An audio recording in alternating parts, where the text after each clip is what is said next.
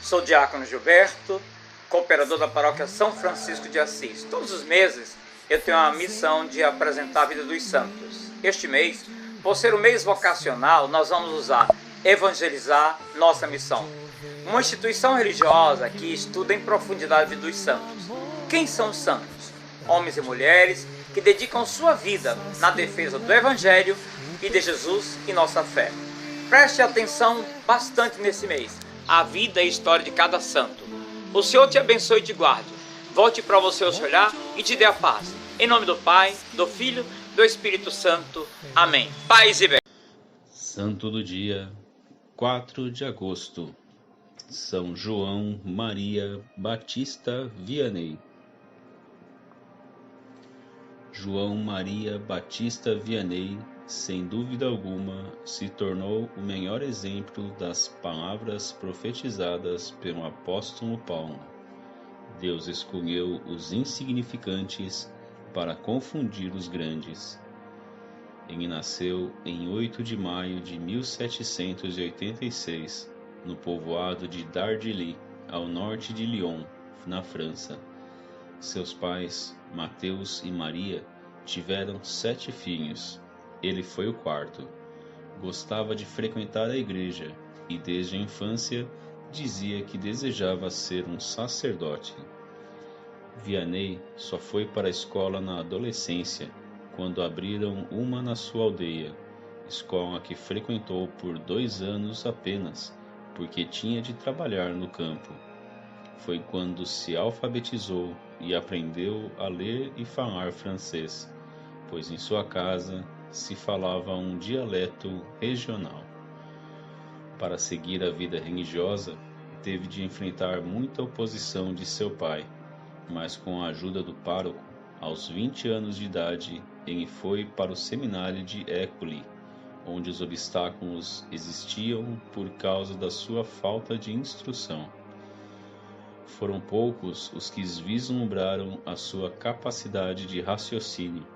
Para os professores e superiores, era considerado um rude camponês, que não tinha inteligência suficiente para acompanhar os companheiros nos estudos, especialmente de filosofia e teologia.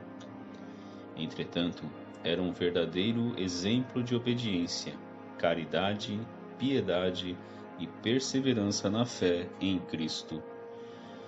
Em 1815, João Maria Batista Vianney foi ordenado sacerdote, mas com um impedimento: não poderia ser confessor. Não era considerado capaz de guiar consciências.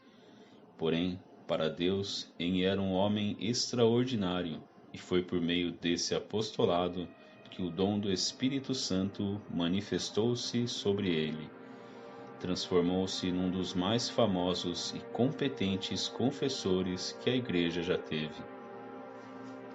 Durante o seu aprendizado em École, o abade Mallet havia percebido que ele era um homem especial e dotado de carismas de santidade.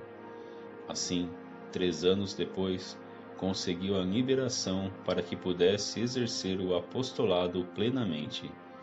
Foi então designado vigário-geral na cidade de Ars, Sul-Formans. Isso porque nenhum sacerdote aceitava aquela paróquia no norte de Lyon, que possuía apenas 230 habitantes, todos não praticantes e afamados pela violência. Por isso, a igreja ficava vazia e as tabernas lotadas. Ele chegou em fevereiro de 1818, numa carroça, transportando alguns pertences e o que mais precisava, seus livros. Conta a tradição que na estrada ele se dirigiu a um menino pastor, dizendo: Tu me mostrastes o caminho de Ars, eu te mostrarei o caminho do céu. Hoje, um monumento na entrada da cidade lembra esse encontro. 13 anos depois, com seu exemplo e postura caridosa, mas também severa, conseguiu mudar aquela triste realidade, invertendo a situação. O povo não ia mais para as tabernas, em vez disso, lotava a igreja. Todos agora queriam confessar-se, para obter a reconciliação e os conselhos daquele homem que eles consideravam um santo. Na paróquia, fazia de tudo, inclusive os serviços da casa e suas refeições, sempre em oração. Comia muito pouco e dormia no máximo 3 horas por dia, fazendo tudo o que podia para os seus pobres. O dinheiro herdado com a morte do pai, gastou com eles. A fama de seus dons e de sua santidade correu entre os fiéis de todas as partes da Europa. Muitos acorriam para a paróquia de Ars com um só objetivo: ver o cura e, acima de tudo, confessar-se com ele, mesmo que para isso tivessem que esperar horas ou dias inteiros. Assim, o local tornou-se um centro de peregrinações. O cura de Ars, como era chamado, nunca pôde parar para descansar. Morreu serenamente, consumido pela fadiga, na noite de 4 de agosto de 1859, aos 73 anos de idade. Muito antes de ser canonizado pelo Papa Pio XI, em 1925, já era venerado como santo. O seu corpo, incorrupto, encontra-se na igreja da paróquia de Ars, que se tornou um grande santuário de peregrinação.